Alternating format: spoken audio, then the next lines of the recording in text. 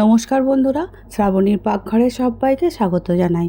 আশা করি তোমরা সবাই ভালো আছো, আমিও ভালো আছি। আজকে একটা টমেটো আর নারকেলে টক মিষ্টি চাটনি রেসিপি নিয়ে চলে এসেছি। এই রেসিপিটা তোমাদের যেটা ইচ্ছা, রুটি, পরোটা, ভাত, যে কোনো ইডলি, ধোসা সব কিছুর সঙ্গে খুব ভালো লাগবে খেতে। তাহলে আমি কীরকম করে আজকে নারকেল দিয়ে টমেটো চাটনিটা বানিয়েছি সেটাই তোমাদের সঙ্গে শেয়ার করছি। তাহলে চলো শুরু করা যাক। নারকেল আর টমেটো খুব ভালো করে মিক্সিতে বেটে নিতে হবে। তোমরা চাইলে শিলপাটাতেও বেটে নিতে পারো।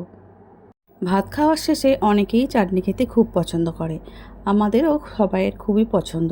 তবে একটু অন্যরকমভাবে নারকেল দিয়ে এই টমেটোর চাটনিটা বানিয়ে দেখলাম, সবাই খেয়ে কিন্তু খুব খুশি হয়েছে।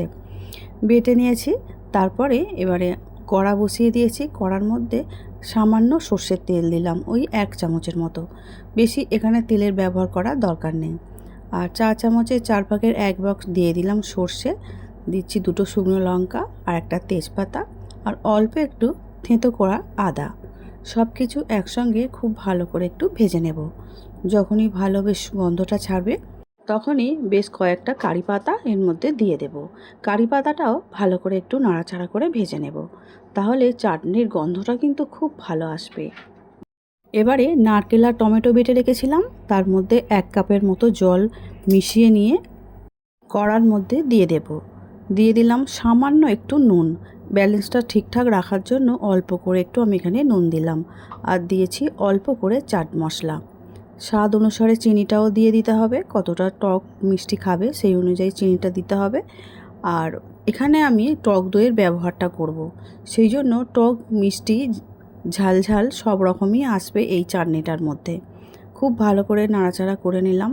তারপরে দিয়ে দিলাম 4 থেকে 5 চামচের মতো টক দই। টক দইটা দেওয়ার সময় গ্যাসের জোরটা একটু কমিয়ে দিয়ে খুব ভালো করে নারকেল আর টমেটোর মিশ্রণের সঙ্গে মিশিয়ে নিলাম। সব কিছু খুব ভালো করে ফুটে উঠেছে। ঠিক এই সময় কাজু, কিশমিশ আর সাদা তিল এর মধ্যে দিয়ে দিলাম। আবারও খুব ভালো করে নাড়াচাড়া করে নিতে হবে। আর কতটা গ্রেভি গ্রেভি ভাব রাখবে না পাতলা একটু থাকবে, সেটা নির্ভর করছে সম্পূর্ণ তোমার পছন্দের ওপর। আমি একটু চাটনিটা টাইট টাইট করব বলে জলটা আরেকটু মেরে নিচ্ছি। আজকে আমার নারকেল আর টমেটোর চাটনিটা তোমাদের কেমন লেগেছে অবশ্যই কমেন্ট করে কিন্তু জানাবে। আর এদিকে আমার চাটনি একদম রেডি হয়ে গেছে। একটা সার্ভিং বোলের মধ্যে তুলে নিচ্ছি। দেখতে যতটা সুন্দর হয়েছে, খেতে কিন্তু ততটাই ভালো হয়েছে। আজকের মতো আসছি বন্ধুরা। আমার রেসিপিগুলো যদি ভালো লেগে থাকে, লাইক, শেয়ার, সাবস্ক্রাইব করে শ্রাবণীর পাকঘর চ্যানেলটির পাশে থেকে যাওয়ার অনুরোধ রইল। পাশে থাকা বেলটা অবশ্যই প্রেস করে দিও, তাতে যখনই নিত্য নতুন রান্না ছাড়বো সবার আগে তোমাদের কাছেই পৌঁছে যাবে। আমার ভিডিওটা এতক্ষণ ধৈর্য ধরে দেখার জন্য অসংখ্য ধন্যবাদ।